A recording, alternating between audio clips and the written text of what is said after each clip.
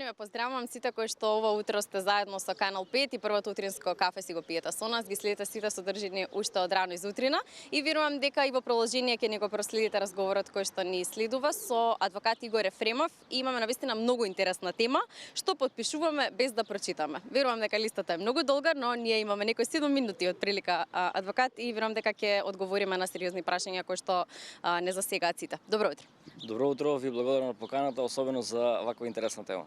Да, за почеток ќе ве прашам што најчесто подпишуваме без да прочитаме еве кај мобилните оператори да се задржиме. Видите, кога вклучувате договор со било кој мобилен оператор, значи вие одите во продажниот салон да продолжите дали да земете телефон или да продолжите или да вклучите нова претплата. Меѓутоа, од страна на агентите вработени кај операторот ви дадат некој договор, не знам, 10 на 15 страни, ви го стават на маса, подпиши овде и немаме многу време за читање. Да, немаме многу време, така да не сме ни свесни, ќе се ставам и јас во таа, значи сите ние не сме ни свесни што сте содржи тој договор, ниту па некој ќе има прочитано таков договор. За жал, подпишувањето на договор и ставањето на подпис на било каков договор произведува како права, така и обврски за подписниците на договорот. Со тоа што вие се подпишете на договор, вие веќе прифаќате дека се што е напишано сте го прочитале, сте согласиле со тоа и за утре други ден тоа истото произведува правни действија како за вас, така и против вас. Особено во договорите склучени со мобилните оператори, најбитно е на граѓаните. Знам дека никој не може да го прочита, ниту му е дозволено од страна на агенти, бидејќи сите сме нели во некое брзање, во некој хаос, да биде прочитан договорот, барем да посета внимание на периодот за кој е склучен договорот, дали има некои казнени одредби за превремено склучување, раскинување на договор, дали има некои камати, некои други обврски кои што ратата колку би била за плаќање. Купната сума задолжително да прашам. Купната сума така да тие се некои 5-6 работи кои што би требало барем да посветат внимание пред да подпишат било што. Да, и сега друго нешто интересно на што треба да обрнеме внимание е кога земаме кредит или брз кредит.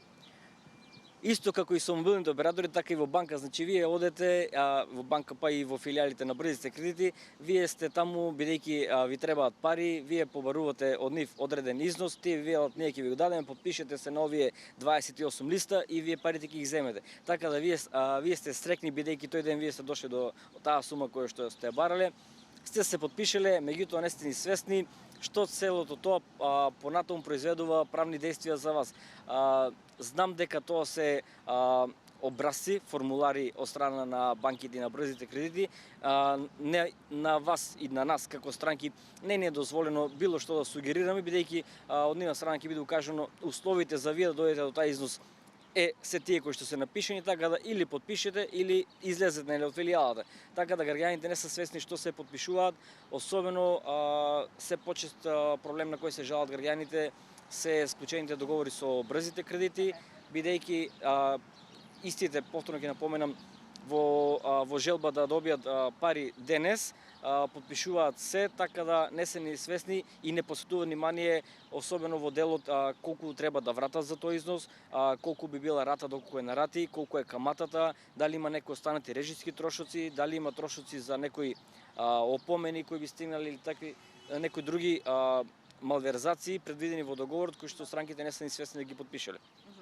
Што најчесто се пропушта при подпишување на договор за закуп на стан? Видите, договорот за закуп на стан, за разлика од претходните два договори кои ги споменавме, помалку болен и малку треба да е малку почист за странките, бидејќи и закуподавачот и закупопримачот на станот треба да ги искажат своите воли, своите барања во договорот и да најдат некој заеднички јазик за да го подпишат договорот. Така да надвор од претходните два договори, овде станува за две изјави на воли помеѓу странките кои што склучуваат договор, кој што треба да биде составен во правна форма.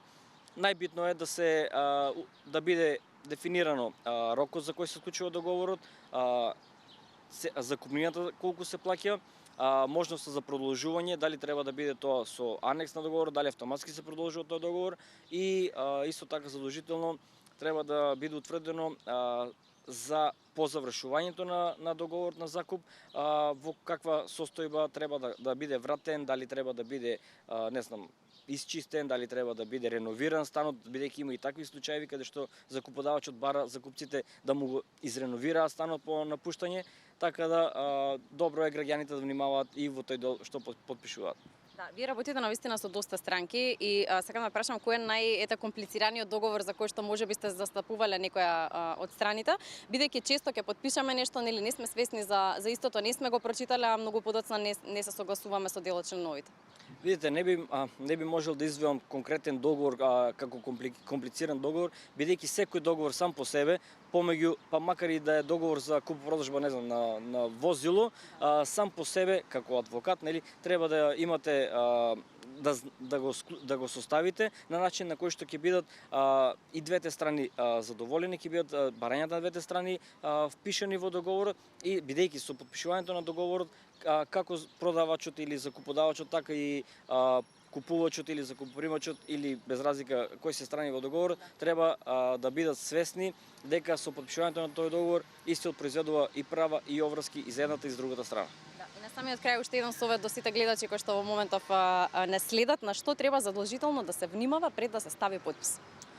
Видите, задолжително треба да внимаваат, бидејќи сум среќавал такви случаеви од странки, да внимаваат да не потпишуваат договори во кои што договори има оставено празни места. Значи има празни линии, вие потпишете, па ние ќе дополнеме овде. Или да не потпишуваат на бланко листови, па нели потоа некој ќе состави нешто, не се секирете, ние ќе составиме, само потпиши овде, така да тоа се еден така голем дел на манипулации на кои што најчесто подлегнуваат странките, а подоцна, за жал, тоа целото завршува на суд и тоа целото предизвикува и трошоци и години со судско докажување помеѓу странките. Да, Господин Ефремов, благодарам за овој утрински разговор. Видам дека после ова сите ќе почнеме да читаме договори и дека во најмала рака ќе консултираме некој кој што нели малку повеќе ги разбира сите членови кои што ги пишува таму, доколку самите не ги разбирам. Благодарам уште еднаш. Благодарам на вас, благодарам на поканата. Така, одлични совети добивме од адвокат и сите оние договори кои ги подпишуваме, а сепак треба внимателно да ги прочитаме, без разлика за каков вид на договор станува збор и колку се брза другата страна или странката. Се внимателно прочитете, па потоа потпишете. А во продолжение ќе слушнаме малку повеќе за сладоледот. Во овој период од годината сите сакаме да јадеме сладолед, без разлика на вкусот, нели, за вкусовите не се дебатира, но нутриционистите велат дека треба да внимаваме. Но што да внимаваме кога одбираме сладолед и каков сладолед треба да одбираме во овој период од годината? Мојата колешка Александра Пановска-Илиевска